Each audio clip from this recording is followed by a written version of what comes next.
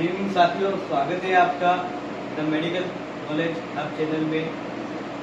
हम कल live session में आया था मैं, और लाइव सेशन के दौरान हमने कंजेनाइटल एनोमलीज के बारे में पढ़ाई की थी। कंजेनाइटल एनोमलीज को बताया था मैंने कि कंजेनाइटल एनोमलीज क्या होती है। उसमें हमने एक डिजीज के बारे में डिस्कस किया था।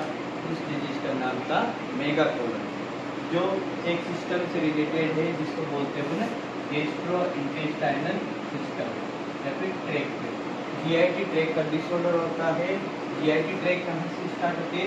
हमारे माउथ से स्टार्ट होती है और एनस तक जाकर खत्म होती है। तो आज हम उसी सिस्टम का दूसरा जो डिजीज है वो अपन स्टार्ट कर रहे हैं। ठीक है, तो आज अपना टॉपिक है ट्रेकियो इसोफेजियल एट्रेजिया या फिर ट्रेकियो oesophageal fistula. Oesophageal atresia and ट्रेकियो oesophageal fistula, short form में इसको बोलते हैं अपन TEF। एग्जाम में इसके बहुत सारे क्वेश्चन आते हैं। एग्जाम के व्यू से एक इम्पोर्टेंट टॉपिक भी है। तो नर्सिंग के इसी सेमेस्टर में एग्जाम देने जा रहे हैं उनके लिए भी बहुत इम्पोर्टेंट है, और जीएनएम में उनके लिए भी कंपटीशन के लिए भी बहुत ही इम्पोर्टेंट क्वेश्चन से बनते हैं। तो ये टॉपिक पढ़ने से पहले अपन डिस्कस करते हैं एट्रेजिया क्या होता है। एट्रेजिया का मतलब होता है इनकम्प्लीट फ्यूजन। क्या होता है? इनकम्प्लीट फ्यूजन, मतलब कि किसी भी स्ट्रक्चर के अंदर कंटिन्यूटी नहीं होना। और फिस्टुला का मतलब होता है कि किसी के बीच में कनेक्शन हो जाना, मतलब किसी दो ऑर्गन के बीच में आपस में कनेक्शन हो जाना फिस्टुला कहलाता है। ठीक है, तो सिंपल अगर अपन बात करें oesophageal atresia and oesophageal fistula क्या होता है, जैसा कि हमें पता है कि हमारा स्टोमक इसोफेगस से जुड़ा हुआ होता है, और उसके बिहाइंड उसके पीछे होती है हमारी ट्रेकिया, मतलब कि हमारी श्वास नली। ये एक नॉर्मल स्ट्रक्चर मैंने बनाया है। नॉर्मली ये दोनों एक दूसरे से सेपरेट होते, अलग होते हैं। ठीक है, और स्टोमक की जो इसोफेगस होती है स्टोमक से कंटिन्यू जुड़ी हुई रहती है, हमारे जो एब्डोमेन की कैनाल में आकर स्टोमक से जुड़ती है। ठीक है, अब इस कंडीशन में क्या होता है कि ये जो कंटिन्यूटी है इसोफेगस और स्टोमक की कंटिन्यूटी के अंदर अगर किसी प्रकार से या फिर किसी कारण की वजह से कंटिन्यूटी डिसकंटिन्यू हो जाती है तो इस कंडीशन को बोलते हैं एट्रेजिया। जैसे मैंने अभी बताया था, एट्रेजिया का मतलब कि किसी ऑर्गन का प्रॉपर तरीके से फॉर्म्ड नहीं होना। ठीक है, दूसरा होता है इससे ट्रेकिया का जुड़ जाना, इसे बोलते हैं अपने ट्रेकियो इसोफेजियल फिस्टुला। ठीक है, मतलब फिस्टुला का मतलब ये सीधा हो गया कि इन्हीं दो ऑर्गन्स का आपस में मर्ज होना या फिर जुड़ना ट्रेकियो इसोफेजियल फिस्टुला कहलाता है। नाम से ही पता चल रहा है, ट्रेकियो का मतलब ट्रेकिया, इसोफेजियल का मतलब इसोफेगस, और फिस्टुला का मतलब कनेक्शन, मतलब कि इसोफेगस और ट्रेकिया के बीच में अब नॉर्मल कनेक्शन हो जाता है। इस कंडीशन को बोलते हैं अपन ट्रेकियो इसोफेजियल फिस्टुला। ये एक कंजेनाइटल एनोमलीज है। कंजेनाइटल एनोमलीज जो मैंने आपको कल बताई थी कि ये जन्मजात होती है। इसके रिस्क फैक्टर क्या क्या हो सकते हैं? रिस्क फैक्टर की अगर अपन बात करें तो अगर इसका जल्द से जल्द अपन ट्रीटमेंट नहीं करें, अगर अपन को ये डायग्नोज नहीं होता है तो बच्चे की ऑन स्पॉट डेथ भी हो सकती है due to the accumulation of the foreign particle into the lungs cavity. Lungs cavity के अंदर फॉरेन पार्टिकल चले जाने की वजह से बच्चे की डेथ भी हो सकती है, या फिर उसको एस्पायरेशन भी हो सकते हैं। अगर अपन इसकी पैथोफिजियोलॉजी की बात करें, पैथोफिजियोलॉजी के अंदर ये आता है कि जब बच्चा अपनी माँ के यूट्रस में रहता है, यूट्राइन जब इंट्रा यूट्राइन लाइफ रहती है, इंट्रा यूट्राइन लाइफ का जो इनिशियल 4th वीक होते हैं, बोले तो जो पहला महीना होता है, इस पहले महीने में बच्चे का डेवलपमेंट और उसका ग्रोथ होना शुरू होता है, मतलब कि बच्चे की इंटरनल ऑर्गन और एक्सटर्नल ऑर्गन में बनावट बनना शुरू होती है।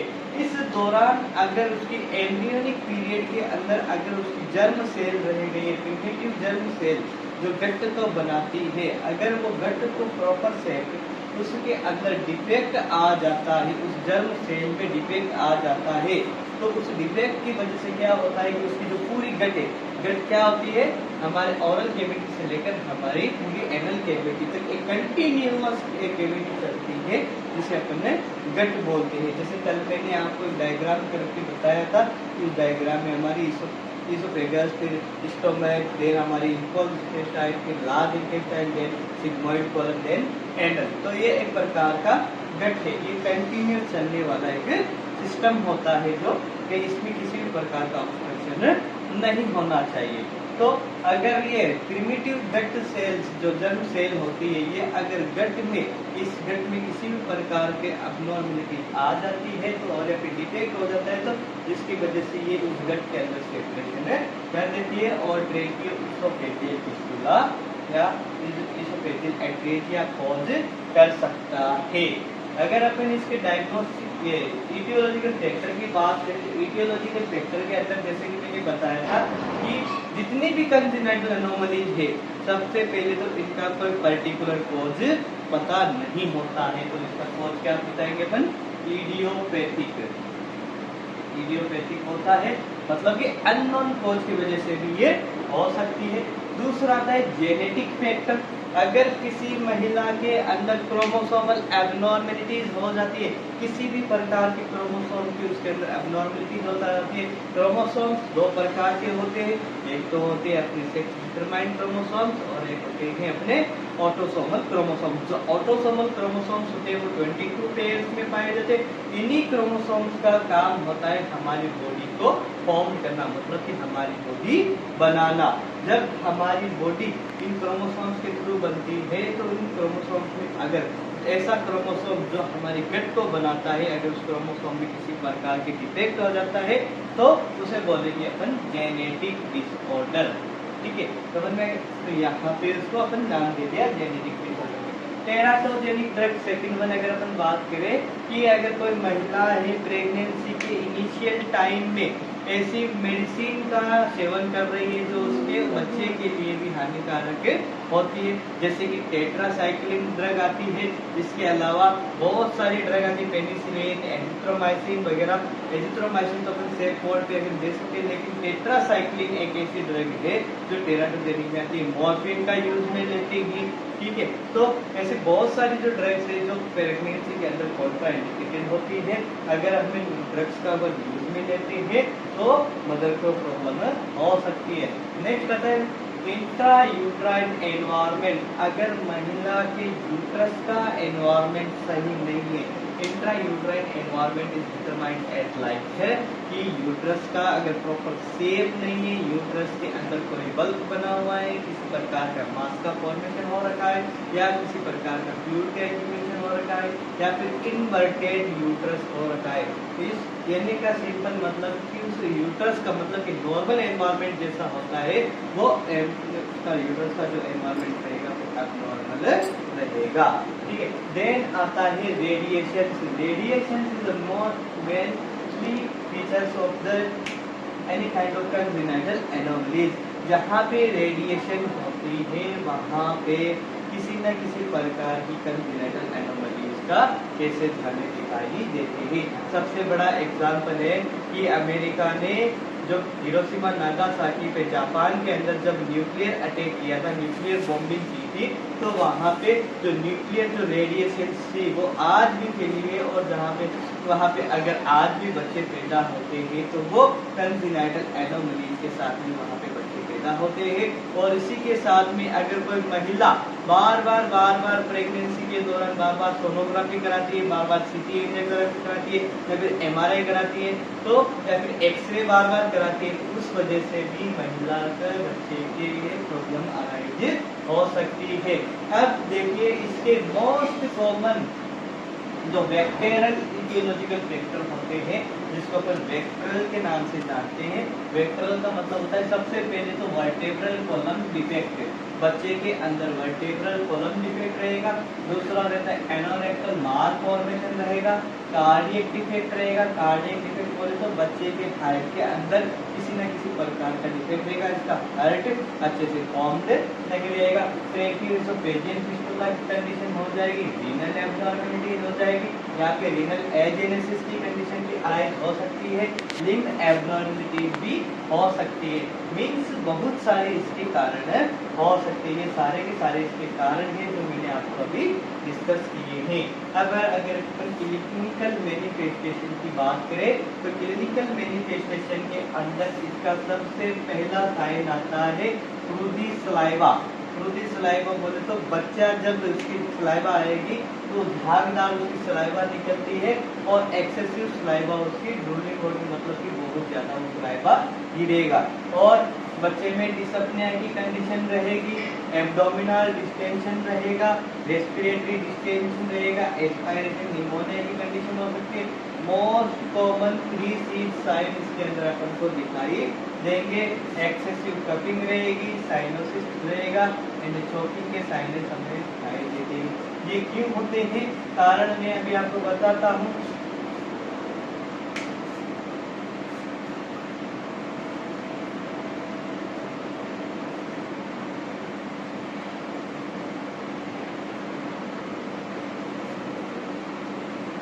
अगर ये जो क्लिनिकल मैनिफेस्टेशन से फ्रूडी सलाइवा, जैसे कि ये नॉर्मल हमारा इसोफेगस एंड स्टोमक है, बच्चे की सलाइवा बनती है, सलाइवा बनते ही सीधी कहाँ जाती है, बच्चे के पेट में जाती है, बच्चा उसको निगल लेता है।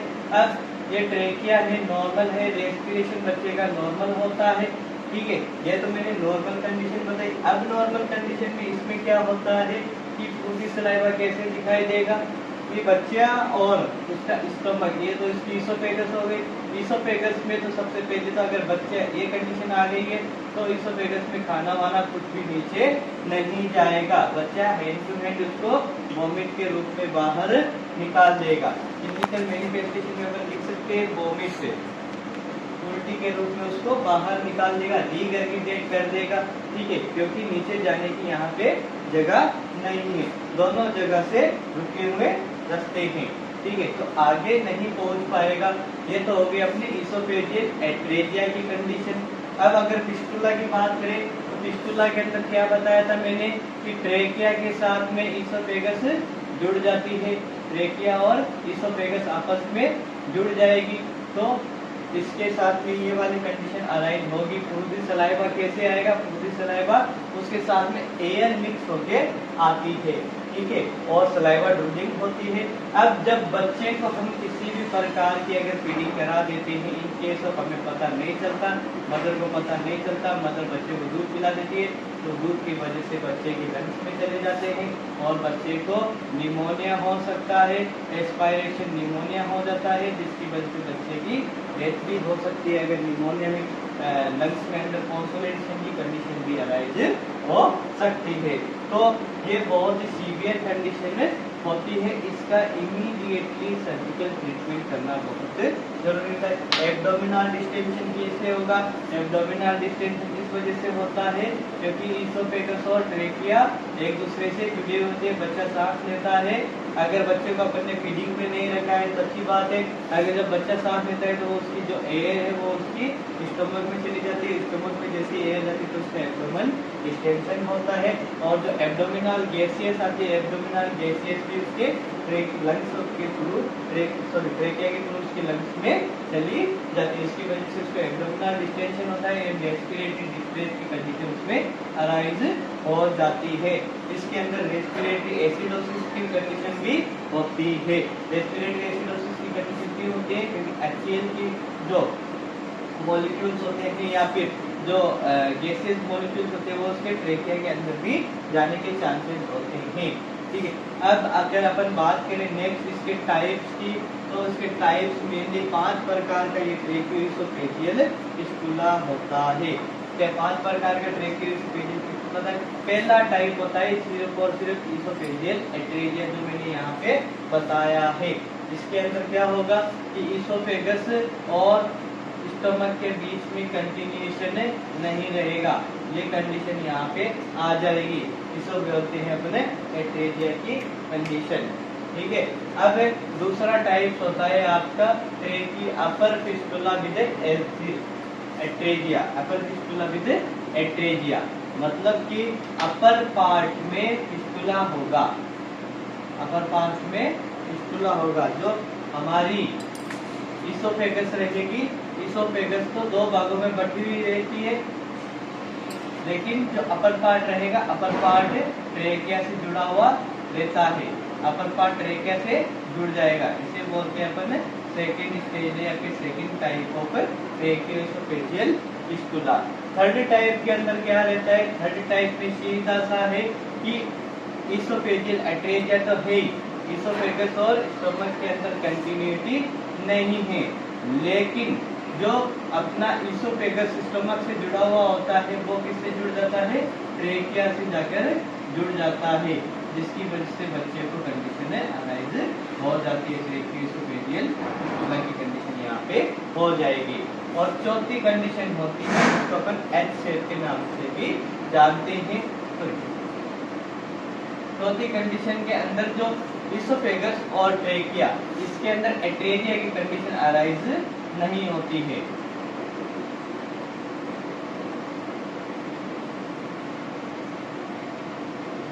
यहाँ पे इसोफेगस कंटिन्यू है विद द स्टोमक के तीनों, जो शुरुआत के तीन बताए थे मैंने, उन तीनों में इसोफेगस ट्रेकिया के स्टोमक के साथ में कंटिन्यू नहीं थी, लेकिन इस चौथे टाइप के अंदर जो इसोफेगस है वो स्टोमक के साथ में कंटिन्यू है, लेकिन जो मिडल पार्ट है अपने स्टोमक का, ठीक है, तो जो डिस्टल पार्ट होता है, मिडल पार्ट होता है इसोफेगस का, वो ट्रेकिया के एंड डिस्टल पार्ट से जाकर जुड़ जाता है। ठीक है, ट्रेकिया के एंड डिस्टल पार्ट से जाकर जुड़ जाता है, इसको बोलते हैं अपन फोर्थ टाइप। और पांचवा टाइप होता है जिसको अपन एच शेप में जोड़ते हैं, एच शेप वाला बोलते हैं। इसके अंदर भी किसी प्रकार का फिस्टुला एट्रेजिया नहीं होती, सिर्फ और सिर्फ फिस्टुला की कंडीशन ही अराइज होती है, सिर्फ फिस्टुला रहेगा और एच फॉर हैंड जैसा इसके अंदर एक स्ट्रक्चर बनता है, इसीलिए अपन ने इसको नाम दे दिया एच इसोफेजियल ट्रेकियो फिस्टुला। ओके, समझ में गया आपके? अगर आपको कोई डाउट है तो आप कमेंट कर सकते हैं। अब इसकी डायग्नोस्टिक इवैल्यूएशन की बात करें तो एज, अर्ली एज अपन को डायग्नोस्टिक इवैल्यूएशन पता चल जाएगा। सबसे पहले तो बच्चे के अंदर साइन एंड सिम्टम दिखाई क्या देने लगेगा? Through the saliva, through the saliva बच्चा झागदार सलाइवा निकालना शुरू करेगा। दूसरा क्या रहेगा कि बच्चा अगर किसी प्रकार के मदर को पता नहीं चलता है, बच्चा मदर बच्चे को दूध पिला दे तो बच्चा हैंड टू हैंड वॉमिट करना शुरू कर देता है। इन केस ऑफ अगर बच्चा मदर को दूध पिला देती है, मदर बच्चे को दूध पिला देती है, मदर को बस ये पता भी चल जाता है बच्चा उसका दूध नहीं पीता है, बच्चे में रेस्पिरेटरी डिस्ट्रेस की कंडीशन भी अराइज हो सकती है। अब अगर ये इतना सा डिटेक्ट करने के बाद में हमें यूएसजी की तरफ जाना होता है, हम करते हैं सोनोग्राफी, अल्ट्रासाउंडग्राफी करते हैं, फिर चेस्ट एक्सरे करते हैं, देन एब्डोमिनल एक्सरे करते हैं, देन ब्रोंकोस्कोपी से हम इसके बारे में पता कर सकते हैं कि बच्चे में ये ट्रेकियोएसोफेजियल फिस्टुला हो रखा है। ठीक है, अब देखिए हम इसकी केयर कैसे करेंगे। बच्चा हुआ तो बच्चे की सबसे पहले तो हमें इमीडिएट केयर करनी पड़ती है। एज जब वो पैदा हो जाता है, इस दुनिया में आ जाता है, तो हमें उसकी इमीडिएट केयर करनी होती है। मतलब कि हमें जैसे ही डायग्नोज हुआ बच्चे को ट्रेकियोएसोफेजियल फिस्टुला है, तो सबसे पहले सीज्ड मदर और ओरल फीडिंग, ओरल फीडिंग, बच्चे को किसी भी प्रकार की ओरल फीडिंग पे नहीं देनी है, मदर को मना करना है। बच्चे को प्रॉप्ड अप पोजीशन में रखना है, प्रॉप्ड अप पोजीशन के अंदर हमें रखना होता है। प्रॉप्ड अप पोजीशन का ये फायदा होता है कि जो भी गैस्ट्रिक सीक्रेशंस होते हैं वो बच्चे के ट्रेकिया के अंदर या फिर लंग्स के अंदर नहीं जाने चाहिए। ठीक है, अब अपन डिस्कस करते हैं इसका मैनेजमेंट। तो मैनेजमेंट के लिए आता है इसका सिर्फ और सिर्फ सर्जिकल मैनेजमेंट ही इसका अवेलेबल होता है। सर्जिकल मैनेजमेंट में अपन करते हैं इसोफेगोटोमी। सर्जिकल मैनेजमेंट के अंदर करते हैं अपन इसोफेगोटोमी। इसोफेगोटोमी मतलब कि जहाँ पे एब्नॉर्मलिटी आई है वहां से उसको कनेक्ट एनास्टोमोसिस करके एक दूसरे से जोड़ देना। दूसरी आती है आपके इसोफेगोटोमी के बाद में आएगी इसोकोलोप्लास्टी।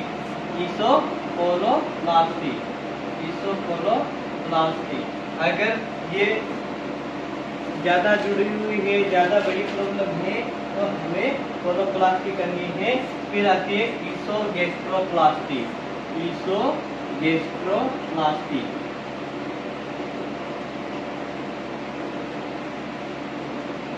इसोगैस्ट्रोप्लास्टी। इसोफेगोटोमी मतलब जहाँ पर एब्नॉर्मलिटी है, फॉर एग्जाम्पल यहाँ पे ये जॉइंट नहीं है तो यहाँ से इसको जॉइंट कर देंगे, सर्जिकली जॉइंट कर दिया जाता है। ठीक है, और अगर ये फिस्टुला की फॉर्म में हो रखा है तो यहाँ से काटते हैं, ट्रेकिया को एक लाइन में कर देते हैं और इसोफेगस को एक लाइन में कर देते हैं। ठीक है, तो इसे बोलते हैं अपने इसोफेगोटोमी। और इसोकोलोप्लास्टी में क्या होता है कि इसको डायरेक्ट अपन स्टमक जहाँ पे जो भी प्रॉब्लम आई होती है उसको अपन चेंज करते हैं। अब मैं आपको डायग्राम दिखा रहा हूँ, ये डायग्राम देख लीजिए। अगर डायग्राम में आप समझ में आ जाते तो अच्छी बात है कि देखिए इसोफेगस है, ये साइड में इसोफेगस है और यहाँ पे ट्रेकिया है। इसोफेगस है, स्टमक से यहाँ पे जुड़ी नहीं है, ये फर्स्ट टाइप हो गया। सेकेंड टाइप में जो अपने एट्रेजिया हुआ था, एट्रेजिया वाला जो पार्ट है, एट्रेजिया वाला पार्ट ट्रेकिया से सीधा जुड़ जाता है।